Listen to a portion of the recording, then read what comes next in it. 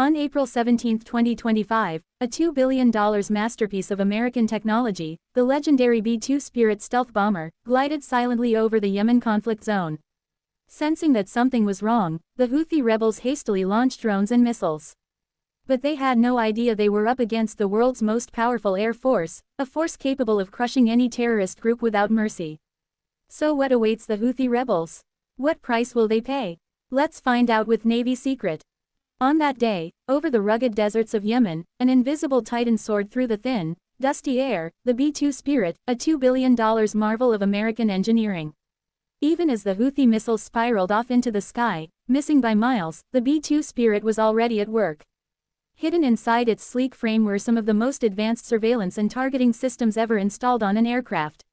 Using its AN/APQ-181 radar system, electro-optical sensors, and advanced synthetic aperture imaging, the Spirit silently mapped every radar emission, every missile launch site, and every command node the Houthis had exposed.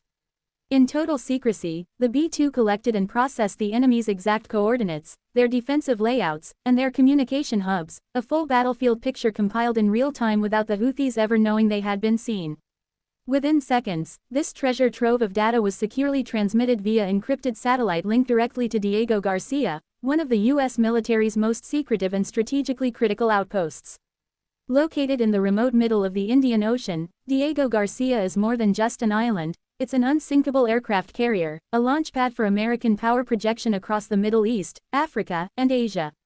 Equipped with long runways capable of handling B-2 bombers, B-52 Stratofortresses, and KC-135 tankers, Diego Garcia gives the United States a rare ability to strike almost anywhere across the Eastern Hemisphere without needing foreign bases. It serves as a secure logistics hub, housing massive fuel depots, munition stockpiles, and advanced satellite communication stations. Beyond its firepower, Diego Garcia's remote location, isolated by thousands of miles of open ocean, makes it almost immune to surprise attacks, ensuring uninterrupted operational security even during regional crises. From this island fortress, U.S. command could see everything the Spirit saw in real time, and from Diego Garcia, decisions would be made that would unleash a response so fast and so precise the Houthis would never recover. In the strict world of U.S. military operations, retaliation is never taken lightly. Normally, bomber crews like those aboard the B-2 Spirit are required to return to base after a mission, undergo full debriefings, and submit their battlefield intelligence for high-level review before any strike authorization is given. This careful chain of command ensures that every action is deliberate, precise, and politically calculated. But on April 17, 2025, in the skies over Yemen, something changed. As the B-2 transmitted its battlefield data to Diego Garcia, the intelligence it gathered was nothing short of explosive. The Houthis had exposed not just a single missile launcher but an entire operational nerve center, a hidden command post coordinating weapon shipments, drone strikes, and guerrilla assaults across the region. It was a rare window into the heart of their military network, and it would not stay open for long. Waiting for the B-2 to return and go through traditional procedures would mean risking everything. The Houthis could relocate, the command center could disappear, the missile launchers could be hidden among civilian infrastructure, making them untouchable. Timing was everything. More than that, this was about sending a message. The U.S. needed to demonstrate that even a stealth bomber patrolling silently above could deliver devastation without warning, that any act of aggression, even a missed missile shot, would bring immediate and overwhelming consequences. It was psychological warfare as much as military necessity. Crush not just the enemy's resources but their morale, their will to fight. From deep inside Diego Garcia's fortified control rooms, the call came down, and it was a stark one: engage. Authorization immediate. Targets confirmed. Execute without delay. Inside the B-2, the two elite pilots received the green light through encrypted comms.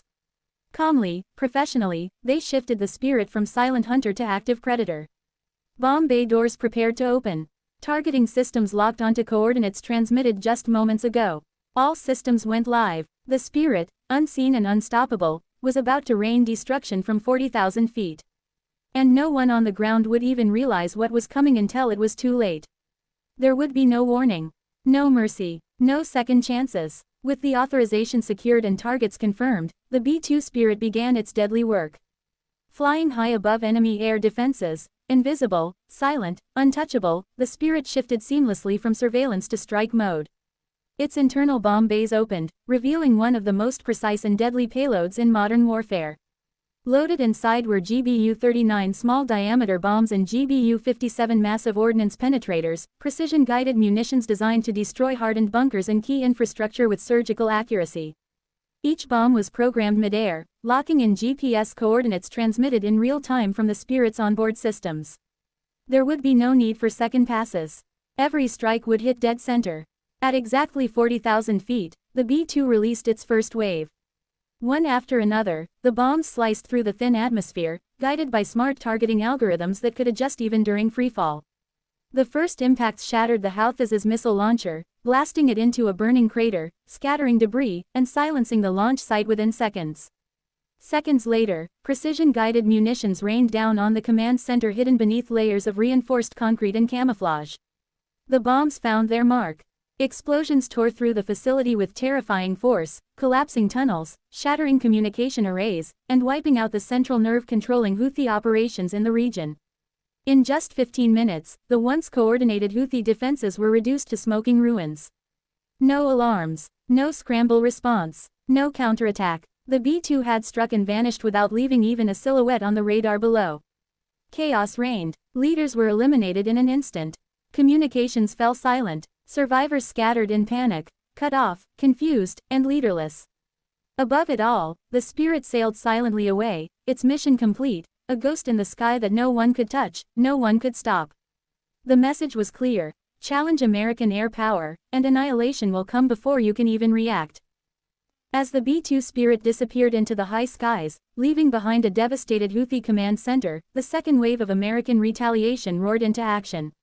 The mission was clear: break the Houthis' logistical backbone, and break it fast. At the same time, an even deadlier strike was underway from the sea.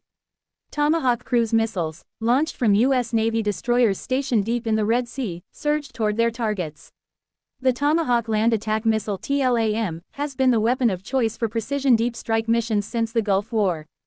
With a range exceeding 1,000 miles 1,600 kilometers, the Tomahawk can be launched from ships, submarines, or land bases, flying at subsonic speeds while hugging terrain to avoid radar detection. What makes the Tomahawk especially lethal is its precision targeting, using a combination of GPS guidance, inertial navigation, terrain contour mapping (TERCOM), and digital scene matching area correlation (DSMAC), allowing it to hit a target the size of a truck from hundreds of miles away. Moreover, the latest Block V Tomahawk variants have improved data links, enabling operators to retarget missiles in flight, adjust their mission profile, or even loiter and strike moving targets, making them smarter and deadlier than ever. The Ras Issa port, a crucial artery for the Houthis' fuel supply, weapons shipments, and black market funding, became the epicenter of destruction. In a span of just 6 minutes, hell descended. The first Super Hornet strikes ignited the massive oil reservoirs, sending fireballs hundreds of feet into the night sky. Secondary explosions rocked the area as Tomahawk missiles slammed into warehouses, ammunition stockpiles, and hardened command bunkers, annihilating the logistics web that had sustained the insurgency for years. By the end of the bombardment, Ras Issa, once a critical hub of commerce and power, was reduced to a smoking wasteland of twisted steel, shattered pipelines, and burning wreckage. Without fuel, without ammunition, and without a resupply chain, the Houthis' operational capacity in the region collapsed almost instantly. Within moments of the strikes on the Ras Issa oil port, the effects rippled across the entire Houthi network like a shockwave.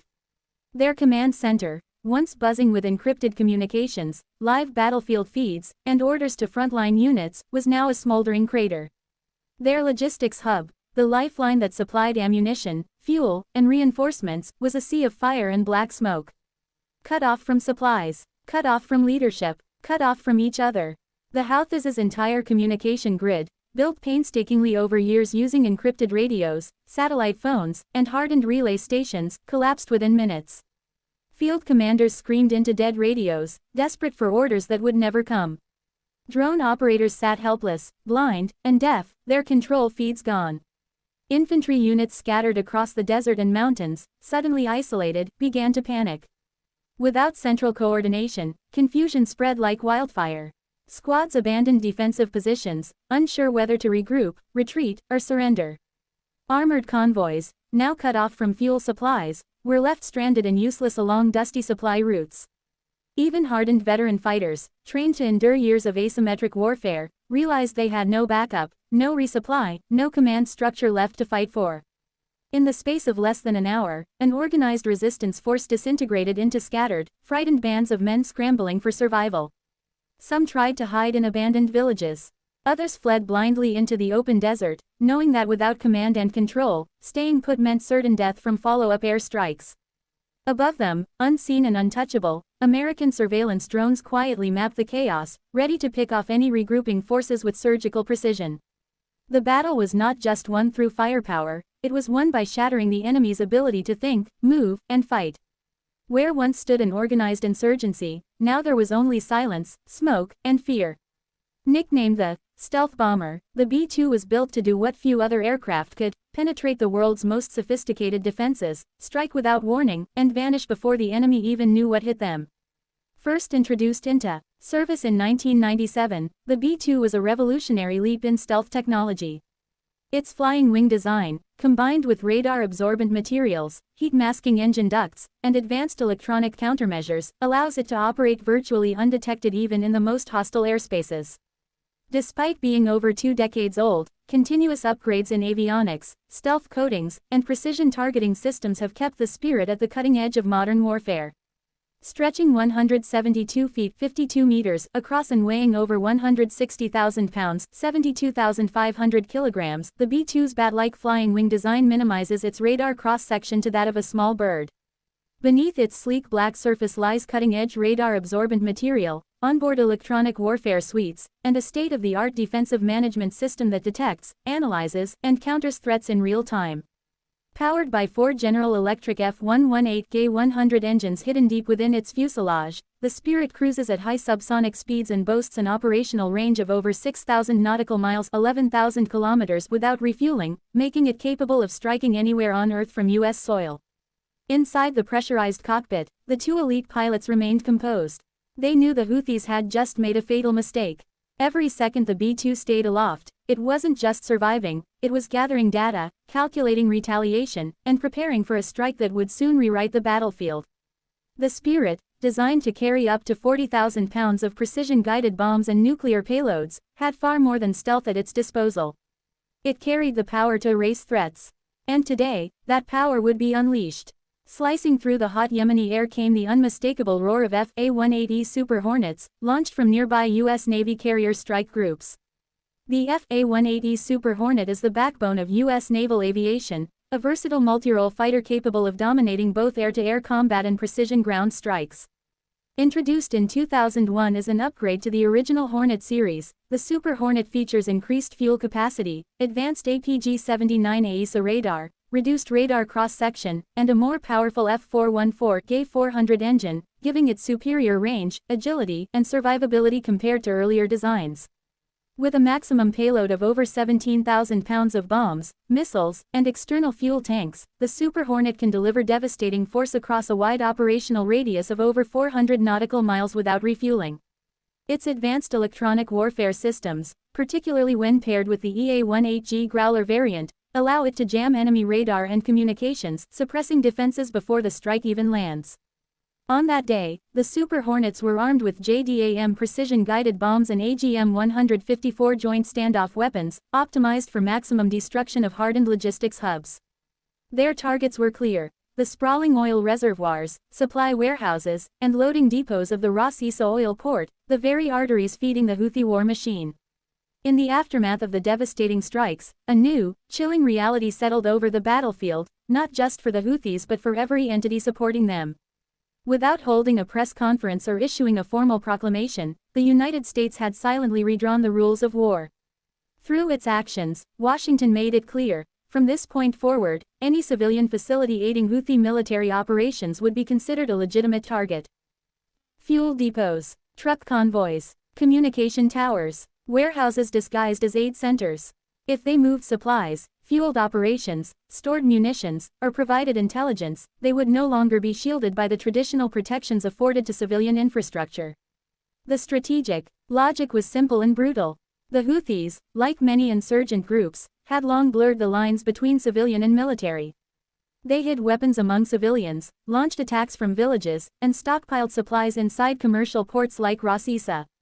Now, the US had decided, if the enemy used civilian fronts to wage war, those fronts would burn alongside the fighters they protected. This shift was not just about physical destruction, it was a form of psychological warfare, telling the Houthis and their supporters that no fuel truck, no communication hub, no storage facility could be assumed safe anymore. Every asset would be watched. Every link in their war machine could, and would, be severed without warning.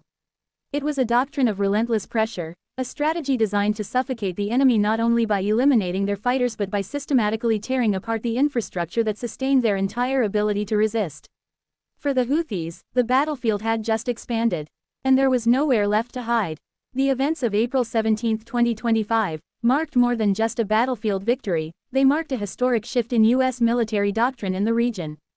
For years, American forces had operated under a cautious philosophy: defense first, retaliation second. Precision, restraint, and minimal collateral damage were the guiding principles, carefully calculated moves meant to limit escalation and political fallout. But the B-2's immediate retaliation, the Super Hornet Blitz, and the Tomahawk strikes revealed a new reality: the United States was no longer playing defense. It had shifted to a doctrine of immediate, overwhelming, active attack. Under this new posture, the U.S. would no longer absorb hits and wait for analysis, debate, and delayed responses. Instead, any hostile act, even a single missile fired at American assets, would trigger a swift, disproportionate response designed to annihilate the source of the threat before it could strike again. The message was unmistakable: if you raise a hand against America, your entire war machine will be dismantled, instantly, mercilessly, and completely. The shift sent shockwaves through every armed faction in the region. No longer could the Houthis, or any hostile force, count on the cautious, drawn-out American playbook. Now, the U.S. fought on its own terms: fast, lethal, and without warning. The collapse of the Houthis' stronghold was not just a local victory, it sent shockwaves far beyond the deserts of Yemen. The destruction of the Ras Issa oil port, one of the last major logistical hubs under Houthi control, crippled regional oil exports overnight. Global energy markets, already strained by geopolitical tensions, now faced a new crisis as supply lines were severed. For the first time in years, the Houthis were no longer a shadowy, untouchable force. They had been exposed, outmaneuvered, and crushed in a single night. And as dawn broke over the smoldering ruins of their command centers and supply depots, one truth became undeniable: the era of unchecked aggression was over. The B-2 spirit had not just won a battle, it had rewritten the rules of engagement. And the world would never be the same.